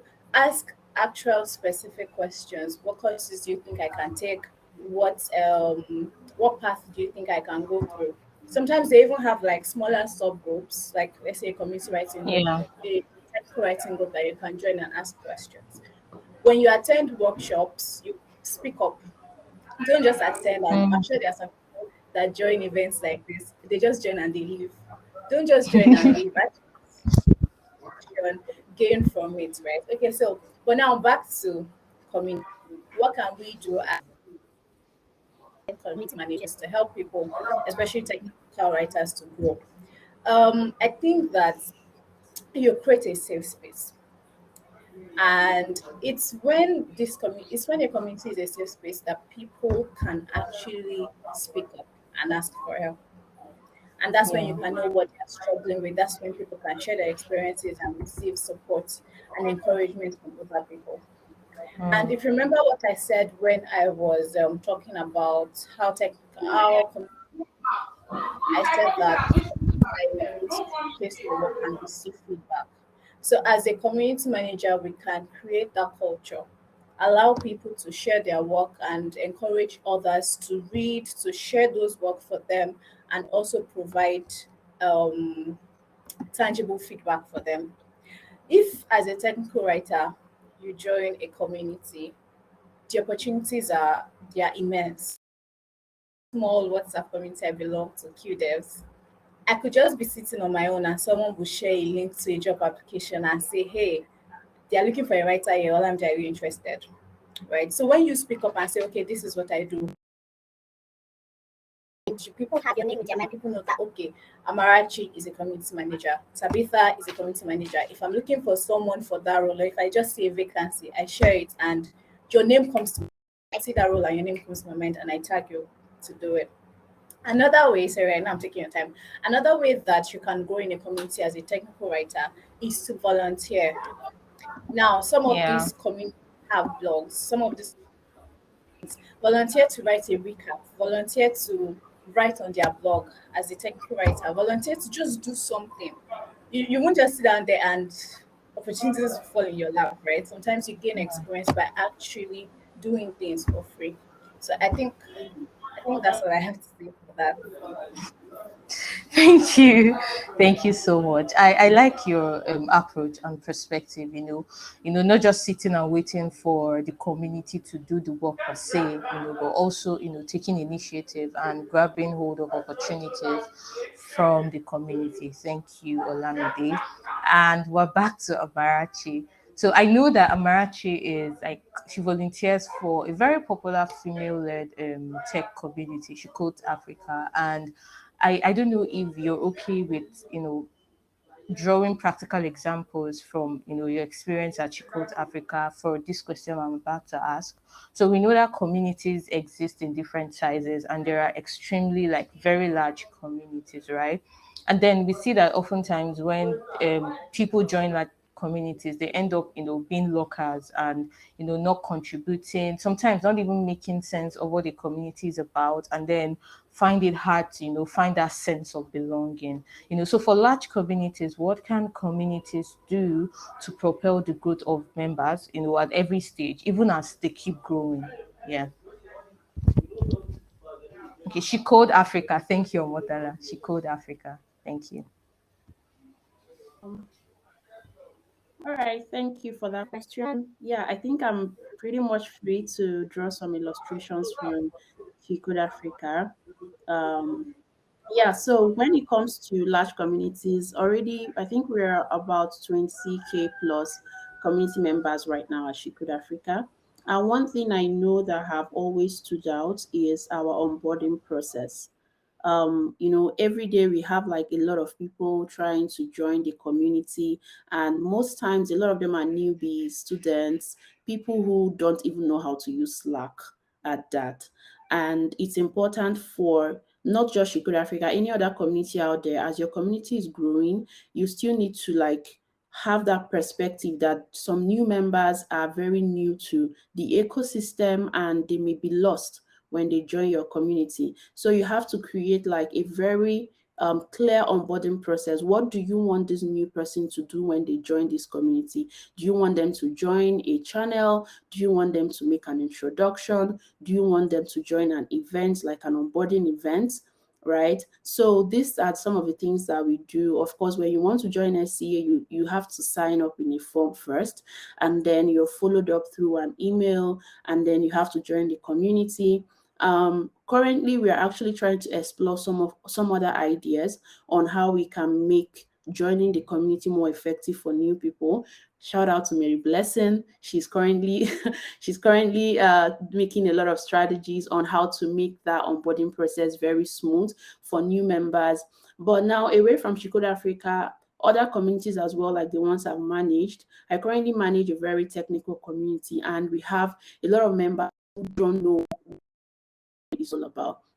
So we can have like a video, like an intro video sharing like this is what we do in the community, this is how you can contribute. On our documentation page, I made it a point of duty to add like open source community and then how to contribute, because when people join these communities, like they need to know what is the next step they should take, right? So these are some of the ways that you can help. These are for new members most especially, but then for existing, a lot of them are different cadres. For existing members, you have like your super members. You have like Mm. people, workers, people who have been there for a long time, but somehow they don't think they need to participate in whatever it is you're doing. So you just have to keep bringing up resources, bringing up opportunities. Sometimes if there are like volunteering needs within the community, you share it with the community members, people who have already been part of your community for a long time, might be interested to volunteer and give back to that community. So if you watch sometimes in our SCA mentoring program, a lot of the people who volunteer to be mentors, sometimes they come from the community as well. There are people who have benefited from the community one way or the other, Yeah. and they're looking for every avenue to give back. So you just have to create that opportunity for them to give back to the community, right? Then by organizing events too. And there's one fantastic thing I like about SCA is that we have different channels for different folks. So when you join the community, you're not just thrown into a void, like you don't even know where to join or like what exactly to do. So if you're a data scientist and you join the data science channel, like it's easier for you to network or chat with the people in that channel that may be following up with every other thing happening in the community. For the other community I manage at work, it's an open source community. We are currently learning to create work groups. Work groups is like smaller chunks within the community where people who are interested in, say, we want to add this certain feature or we want to ensure that this certain feature works in this application. They have that the background noise. Okay, I think it's from the never mind. I think it's from my end. Never mind. Okay, so you create like smaller groups. I think SEA also experimented with this some time ago, although we actually closed down that initiative, like where we have smaller chunks of group or even leveled initiatives. We tried that. If you remember of SEA, you would have seen us do like from level 1 to 10, basically as a way to encourage people who are already existing members of the community to contribute more and move from one level to the other. I think another thing that we also do, let me check my notes. I think there's one more thing that I wanted to mention. Um, okay, I think that's basically that. There is nothing else I want to mention. So, yeah, back to you, Thank you. Chizuru. Thank you. So I think that Hasmini is here, and I think that it's about to be up. So just one last question for everyone, and I'd like to start with Tabitha. And so I would like to know, I think Amarachi made a communities, it's beyond Slack and all that because sometimes we tend to just restrict and limit it to that. And so I want to know in ensure that communities actually, help people grow. What is the one thing that communities should do so that they move just beyond being a group or a channel, doing the actual work they were created for? In just one word or two words. Ijoma is here too, so yeah.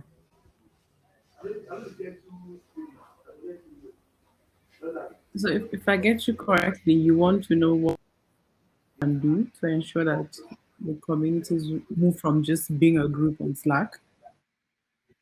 From just existing to Yeah. actually doing the work of helping people grow. Yeah. Yeah. So I think I'll say an environment where people are actually, building relationships with each other. Yeah. Let's forget that we are here to do A, B, C, and D. And let's also know each other beyond what we are here to do. Like form those bonds.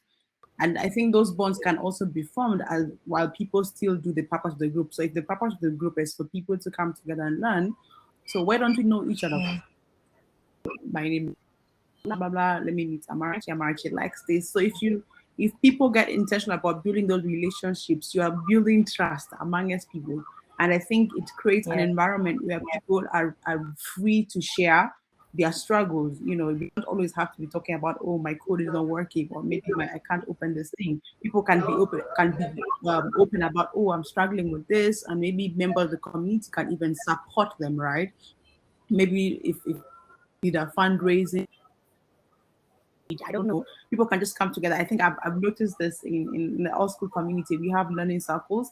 And I saw, like, I think it was a birthday of one of them. And the members got her birthday present. I think she never really saw it coming. I was just like, oh my God, it's just like a family. So it means that these people have really bonded and connected with each other. And they're looking out for each other beyond the learning bit, but they're also very Yeah. invested in the relationship they are forming. That I think that's a beautiful thing. Yeah, like you see that we are beyond what we are here to do. So building those relationships, creating those networks among us, so and you can only do that if you really create that environment for your community members. If people don't feel like they can do Yeah. it, then it's going to be hard. So community managers can really help by ensuring that that culture, what you want your community to do, start cultivating that amongst your members so that they can continue on with it. Thank you. Thank you so much. Olamide, can we get your thoughts in 60 seconds? Thank you.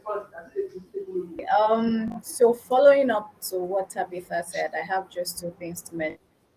First is to listen, and second is to take a chance on people.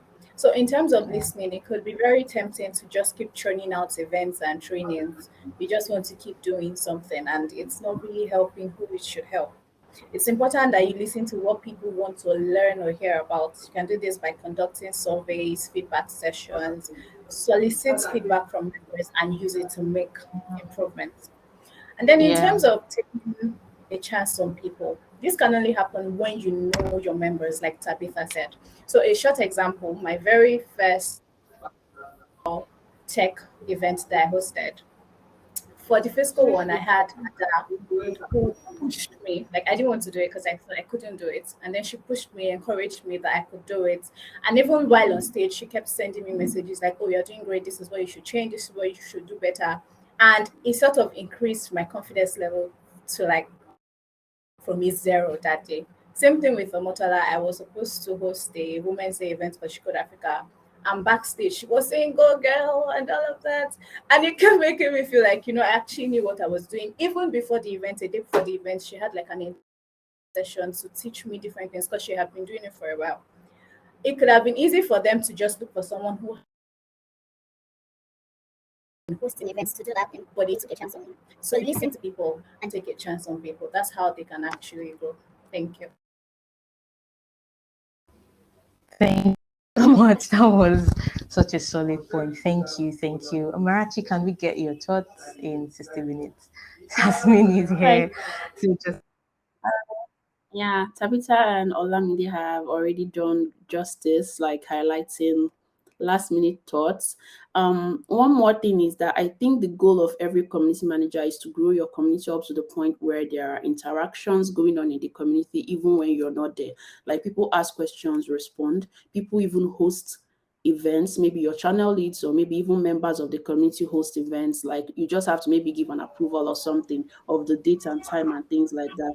So, since that is what our goal is, I think it's important for us to create an enabling environment for that to start happening. And one of the ways that you can do this, as I already mentioned, is to share how you want these people to contribute. What is it that you want people to do when they join this community or in the long run? And when you know what that thing is, as Tabitha already mentioned, start doing it, start to gradually set up environments and conditions that could make people interact. I see some communities where someone asks a question and someone comes, maybe the manager or someone from the team comes and like tags a member of the community to provide insight instead of jumping into always like play the messiah for everybody. yeah. If you know some community members who can actually jump in to answer that question, you tag them so that subsequently people can pick up from there and start asking and answering their questions. And then one more thing is that when you notice these people who are also doing this, try to appreciate them. People love feeling appreciated, and that's why many communities come up with ambassadorship programs, champions programs, star programs, and all of that. So people want to feel like they belong. People want to feel that they like their contribution matters. So somehow find a way to fuse in membership and membership appreciation into your community strategies, and I think it would actually play out very well in the long run. Thank you very much, Izuru. Back to you. thank you. Thank you so much. Hold up post on everything shared. Marachi, thank you, Tabitha, for sharing without reservations. And I would hand it back to Ijoma and her co-host. Thank you. Thank you, everyone. Before everyone leaves the stage, let me take like a quick screenshot because this is like such a lovely panel and we couldn't stop listening to you guys. Yes, 1, 2, 3. Yes, thank you. It was very insightful. Thank you for all the panelists who had the session right now. Community as a growth catalyst. And we learned a lot about your community journeys as well as how the community aspect being being in community management as well as being part of community you with your growth, and not just like professionally but also personally. So it's wonderful, and like everything that all our panelists shared today was absolutely amazing. Things that come out of being part of communities and being part of being a community manager altogether. So lovely. So our next up, I will hand over the event to Belinda to do the raffle draw. If you're going ahead with that. Well, we are supposed to have a raffle draw, but people are and I cannot just spin anybody's name. So please go over to Twitter and make a tweet about the event and follow CMX Connect Lagos so you can stand a chance of winning. Yes, I'm excited. CMX Lagos community. So please do tweet on about the event with the hashtag that Belinda have shared on the chat. Would you mind sharing it again, Belinda, so we can sort of use the chat hashtag? Okay. Okay. Yeah. So don't forget to stay till the end because we will be sharing more information about CMX Summit 2023 Conference Scholarship as well. And okay, let's move on to our next panel, shall we? What do you think? Go into our next panel now? Yes, yes. Let's go into the next panel session so I can have the time to collate and Okay. name people that have carried out the task. So for the next panel, we have another beautiful group of ladies who are going to share their thoughts on staying ahead of curve as a community manager. So for this panel, we have ID as the moderator. I did a previous intro to her. Again, I'm going to do it again, just so that everyone knows who she is, and like to welcome her as well here. So Ida is a young lady fascinated by again social media for people and organizations, and she's focused on social media and community management to connect brands with target audiences. So Ida, it's the floor is all yours.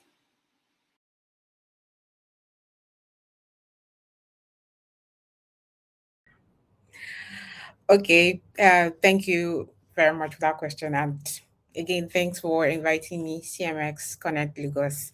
It's been blasts with all the previous conversations, and I just want to say thank you.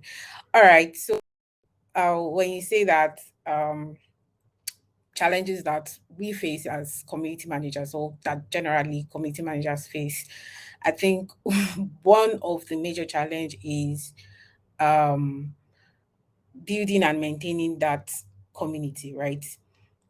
And also another challenge that is major is how we track our metrics. So I'm saying how we track metrics because um, people used to feel like, okay, you are a community manager, and when you engage your community is supposed to reply.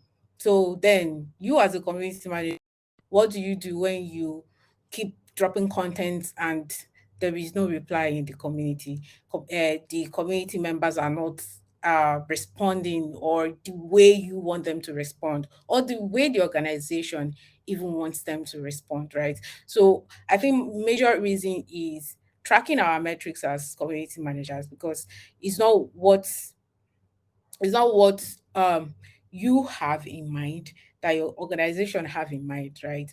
And it used to kind of bring some kind of conflict most times when you are to track something else, and your organization is giving you something entirely different to track. So I think tracking our metrics is one of the major problems. And for me too. Then keeping the community engaged. I know that I have some super community managers there that I've always reached out to and asked them that, Fam, I am lost. What am I supposed to do with these people? Like, I I used to like have a personal challenge with how to keep the community engaged, right? Because that's not that's not the it's not about you leading the community alone or just dropping content and just disappearing. You have to like follow up with the content you are dropping in the community. You have to make sure that the value you are actually passing to this community, they are getting it, right? So the issue now stands with how do you ensure that they actually get that value? I think that's the major problem or challenge for me, basically.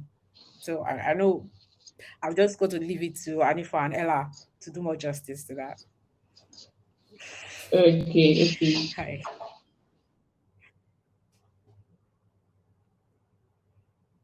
Sharing. So if you have more challenges about what we as community managers face in the industry, you can share in the chat box. And I can relate with getting your members to engage and keeping track of the metrics. So when I first started working at Victory as a community manager, I would post a message on Slack, and it would be like I was the only one that saw it because nobody would reply, nobody would like it, and it took me a lot of time to get to know what my members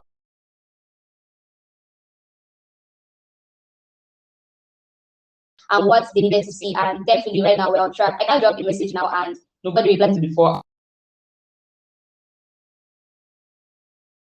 So thank you so much, Bami, for sharing that. That was very, very insightful and also relatable.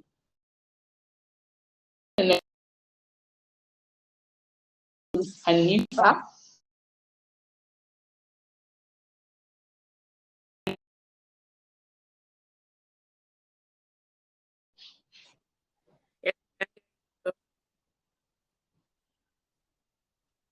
Hi, I think I might be muted. Okay, deleted now.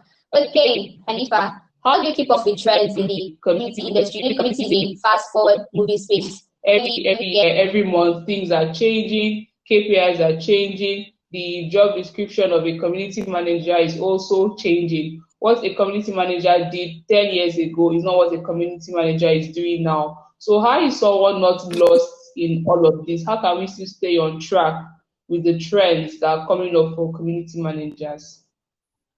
Right.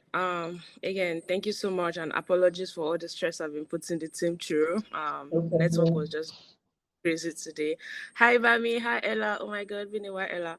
Um, so to answer your question in terms of following trends, for me, for anybody that knows me, I'm a big fan of reading books. I'm a big fan of learning a lot. I've learned the CMX course. I've learned the Facebook course. I've done what's the name of this one that recently packed up and they're no longer there. But like as a community manager, I've read a shit ton of books. 70% of my library right now is made up of community books. Wow. So yeah, I also follow people on Twitter that are community managers, and like especially experts in the industry. These are people that you should naturally follow and just kind of read what they're sharing. I subscribe to a lot of newsletters. It kind of once you're able to like expose yourself to a lot of all this stuff, it gives you that perspective of learning from so many diverse point of view, to be honest, especially if you're coming from the African or the Nigerian space. You're building something different. You're what you're building, the way you're building it, how the tactics, the strategies is slightly different or a lot different from the way it's being built in in the Western world, or in the US or the UK or Australia, or like different countries like that. And when you're able to learn from those point of view, you know what to do and you know what to do differently. You know what not to do. There were a lot of mistakes, obviously, and being able to learn from your mistakes as well. The kind of metrics that I track for my community is different from the kind of metrics that other communities would track. Sometimes even organizations would, kind of like differ in terms of how they want value and tracking and metrics and all that thing to be done. So it's kind of like really, really, really important to expose yourself to a lot of knowledge, a lot of ideas, and also try to learn from other, what's the word, other industry. I know, yes, marketing and community managers, we can we can be fighting sometimes, but to be honest, learn from the marketing team. There are a lot of things to learn from marketing. There are a lot of things to learn from communication, because communication goes hand in hand with community management. There's a lot of communication and listening going in there. So you want to like learn a lot of that as well, just to make sure that you yourself, you're staying ahead of the trend and not even just following the trend, right? So yeah. Thank you so much for sharing. I read a lot, like read a lot of community. Any books physically, I'm available. Thank you very much. So moving on to Mirella. So good to have you here. You're sitting and sipping. You've seen on your LinkedIn, you won't call it stop, get background information on who I'll be working with today.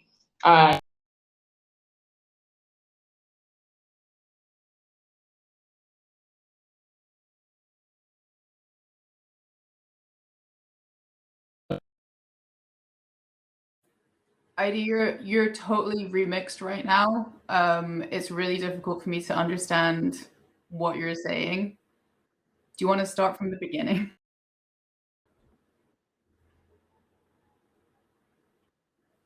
Doing there for the community. So the last question is going to go to you. I hope you don't mind.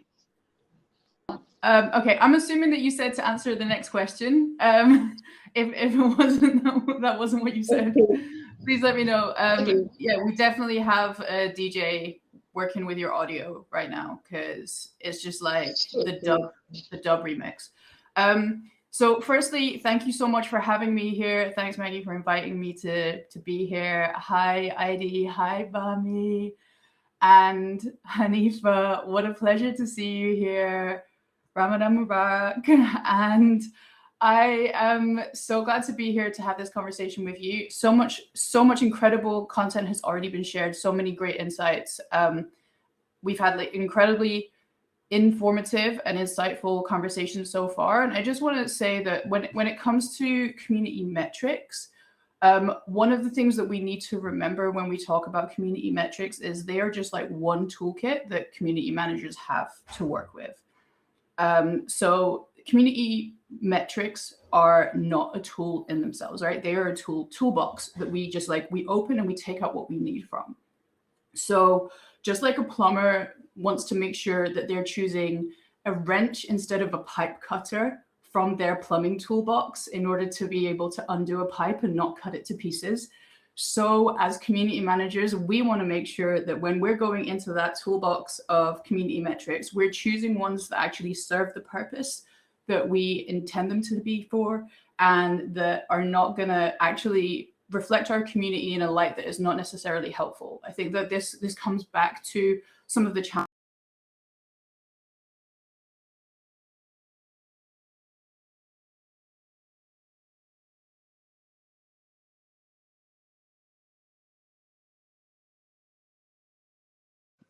Ella, you're muted. Have I been muted? No, just for like a couple of seconds, but you're muted again now. Okay, yeah, I seem to just keep getting unmuted. Okay, so where did you get to?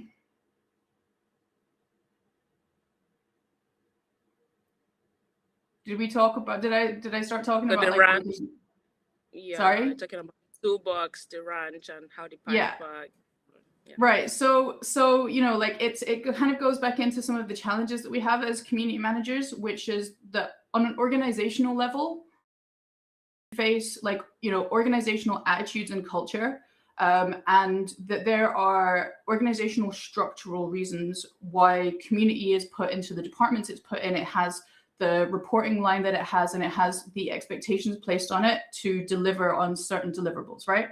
So when we choose our community metrics, we want to make sure that those metrics reflect the best approach that we can take to presenting the community in an effective and powerful light, but also presenting ourselves in an effective and powerful light, right? Like, You know, if you come in as a plumber and you're wielding all these tools, but none of them are appropriate for the job, then the person that you're plumbing for is going to question whether you actually know what you're doing and whether they should trust you with their waterworks.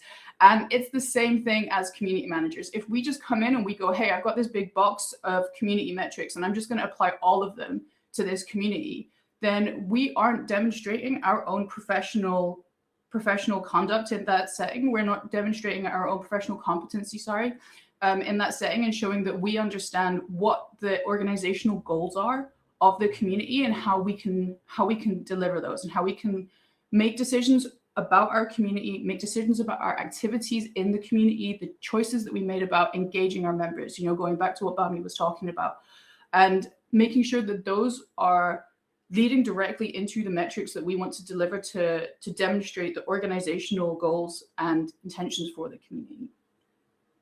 So that's what community metrics are and aren't, I think. Does anybody have anything to add? I would really love to hear from Hanifa and Bami here as well. Like, what are community metrics to you? What are they not?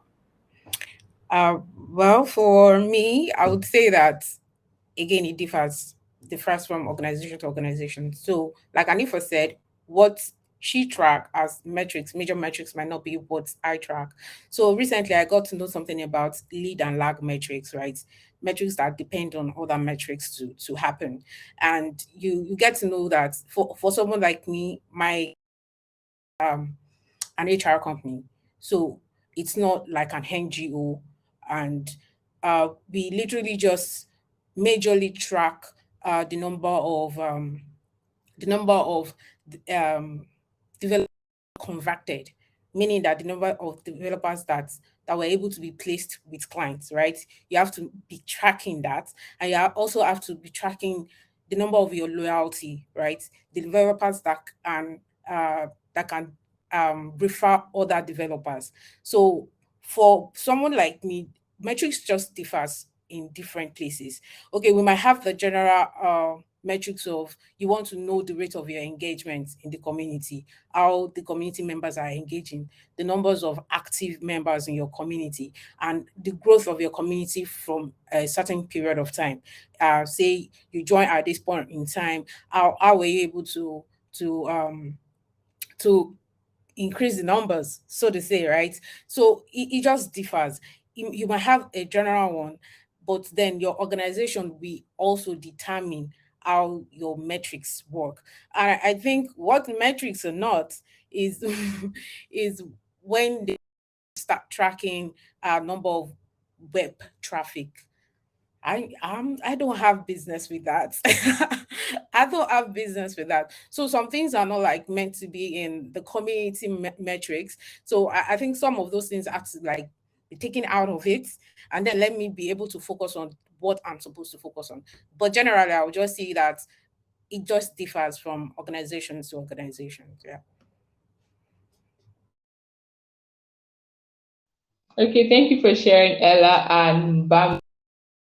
Do you have something to add to the metrics conversation? I feel like if you open that box, we won't be able to close it. But yeah, I mean, they both covered most of it. Organization determines the metrics that you're going to track, and you yourself as a community manager, you are in a position of power to kind of decide what kind of metrics that should be tracked and be able to translate that into value.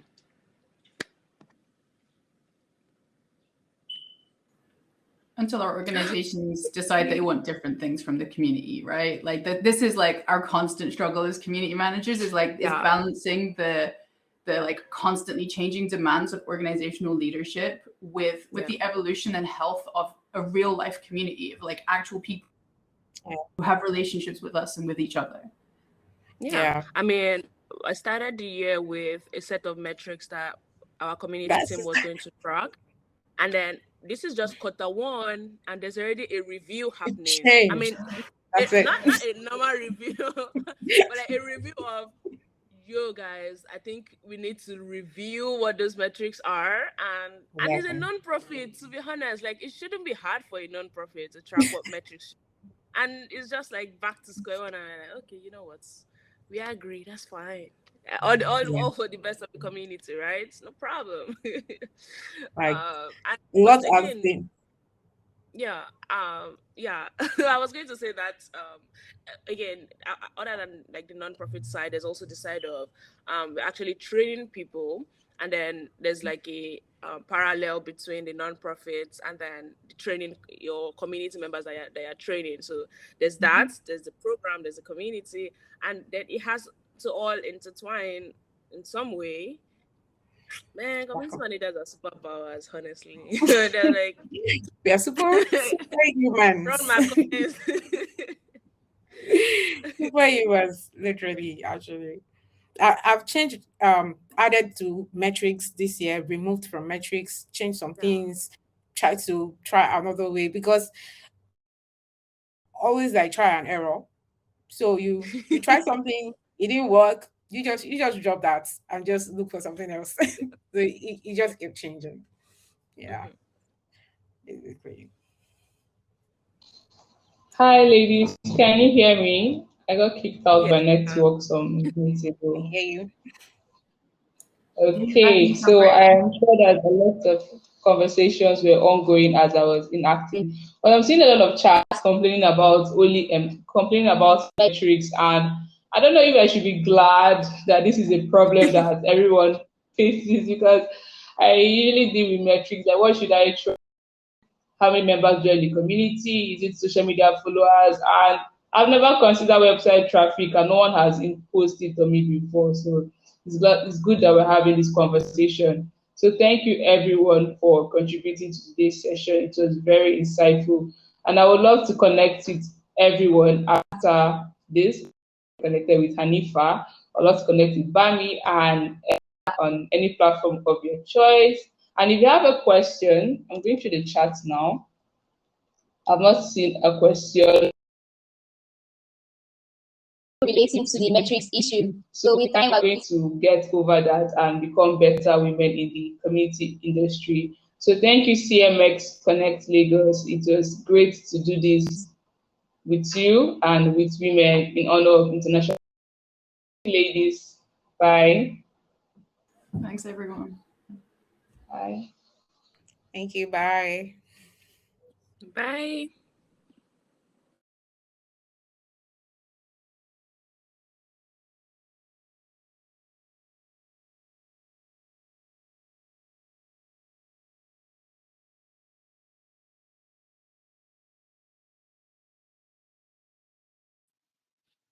Thank you for that lovely conversation, everyone.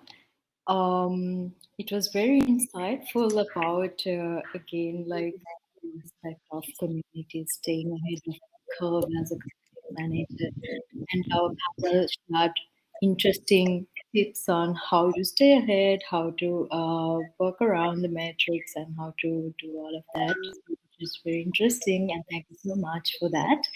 Let me invite again Belinda to go on with her raffle draw, and let's see how it's faring up now. Okay, okay. I'm going to share my screen now. So once I share, you're gonna check if your name is there. Okay, especially if you've already made a tweet. Probably I didn't see it, but if you did, please call my attention so I can add your name to the wheel. Okay.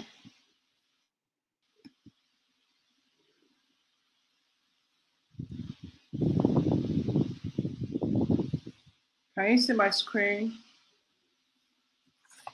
Yes, we can. Okay. I hope I didn't omit any name. Did I? Please, if you made a tweet, please kindly indicate in the chat box. If you can scroll a bit down, then you should be able to see like the. Okay. Okay, that's good. I guess that's all since nobody's indicating. So, okay, I'm going to spin the wheel. We need just two people for this particular raffle draw. We're going to spin probably after our next activity. So once I spin and you win, I'm going to remove your name from the list so you don't win again.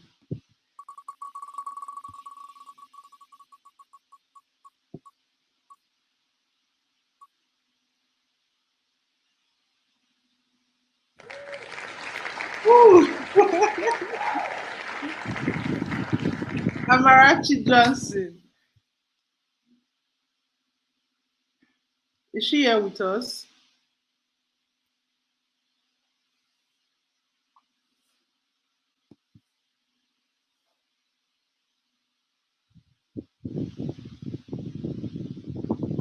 She's not.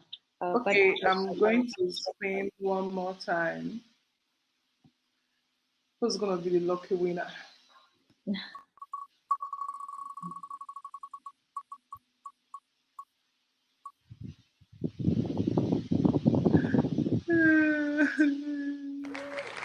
Wow.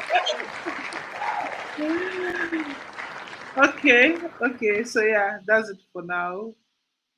We're going to spin later on. So don't get discouraged and please stay to the end of the event. Never can tell, you might win one. Okay, I'll stop sharing my screen now. thank you, Belinda. Okay. So next up we have Margaret coming on board to share some valuable information about the CME Summit 2023 and its conference scholarship. So Margaret, over to you.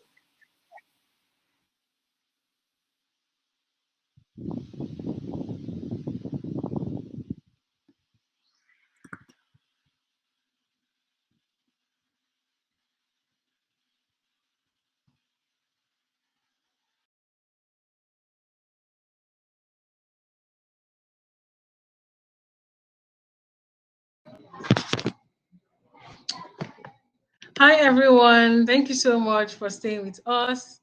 And I'm also going to ask that as I'm speaking, Sasmini can please share the feedback form. Would really love your feedback on how the event has been and how we can do better in subsequent events. Like I said at the start of this event, this is the start of something new for CMX Connect Lagos, and it would be great for you all to be a part of it. So let's get into how you can volunteer or be a part of CMX Lagos. If you'd like to support us as a sponsor, would sincerely appreciate that. You can send an email. I will drop the email in the chat section. Yes, you can send us an email. And you can also support us as a partner, as a sponsor. You can decide to apply to be a volunteer for CMX, such as events like this. You can help us in planning and other community activities that we're doing, either in-person activities or virtual events. Then you can also apply to be one of the core team members of CMX Lagos, taking on roles and executive duties that would help navigate how we progress as a community that caters to the needs of Nigerians and Africans at large. And so the email address is, I'm going to send that now, cmxconnectlagos@gmail.com. Yes, let me send that.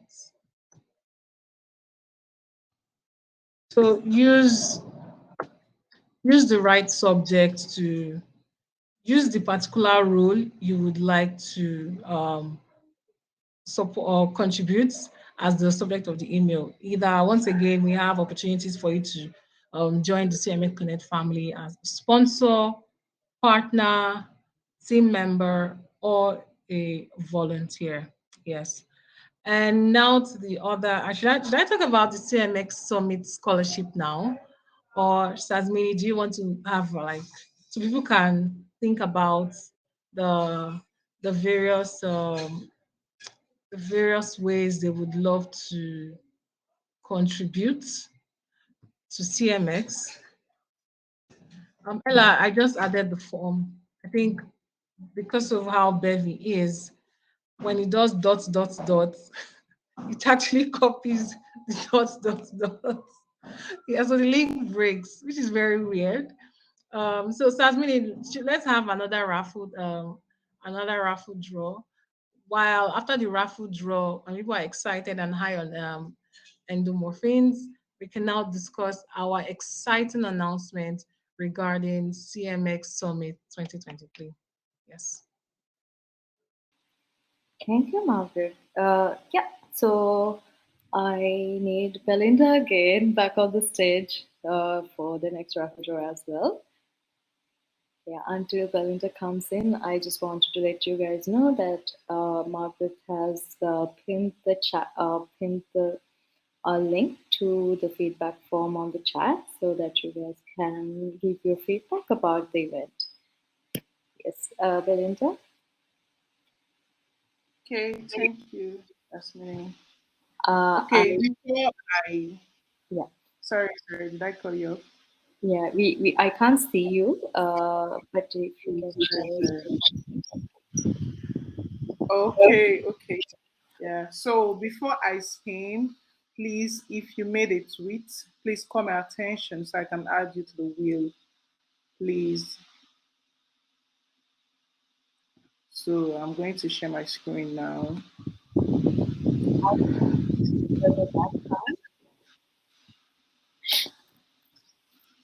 Okay, we just have 6 more people. I'm about to spin. Please, if you made a tweet, call my attention before I spin. Okay, nobody did, so I'll go ahead and spin.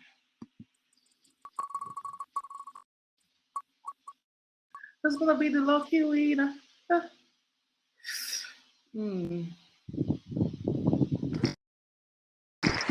Wow, Bami.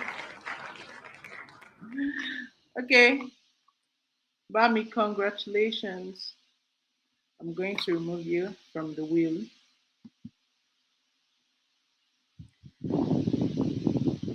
And we have just one more spin for now. Who's it gonna be? God, please let it be me. Cannot be spinning for nothing.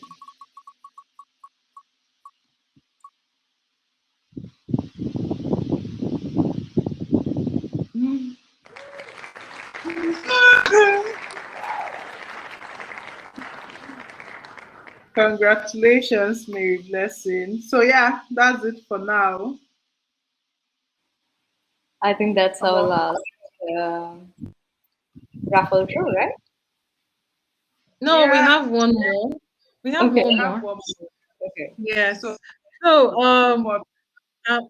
don't worry. If you still have the opportunity to go tweet, remember to use the hashtags, and please also announce that you've also like won something too. And for what it, don't worry, I'ma hit you up. It's gonna be special. Yes. And so yes, you can trust me on that. Now on to the next and exciting news I have for every single one of you who stayed to the end. Not the end, but who stayed till now. I'm going to be giving you solid information about how you can participate in upcoming CMX Drive 2023.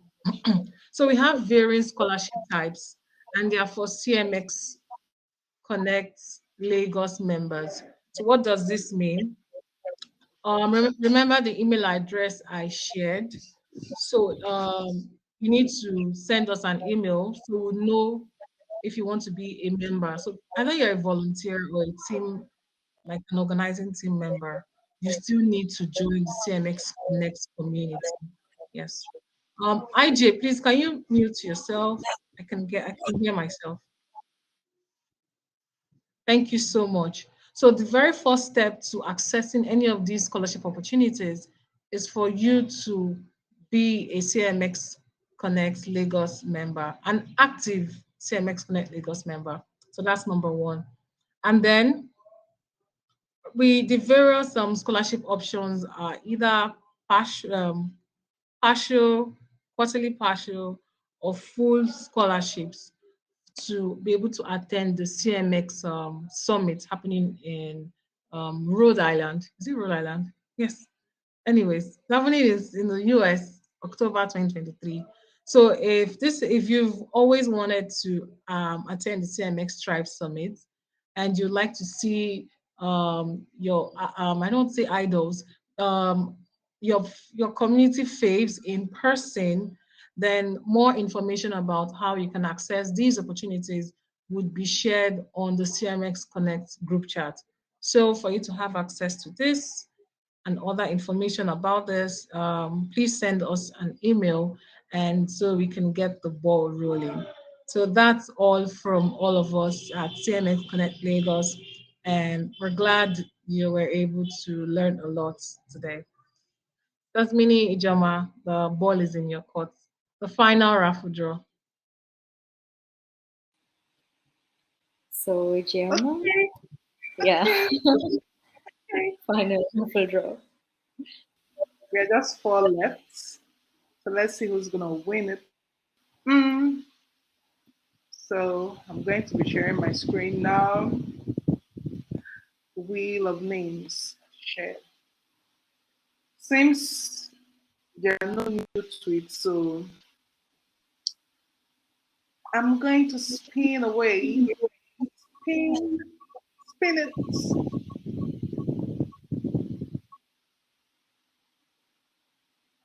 Yes! Congratulations. Yes, I won finally. So we have one more spin. So it's gonna be Margaret Tabitha Chizurum. Can we guess in the comment section? So I'm going to spin now.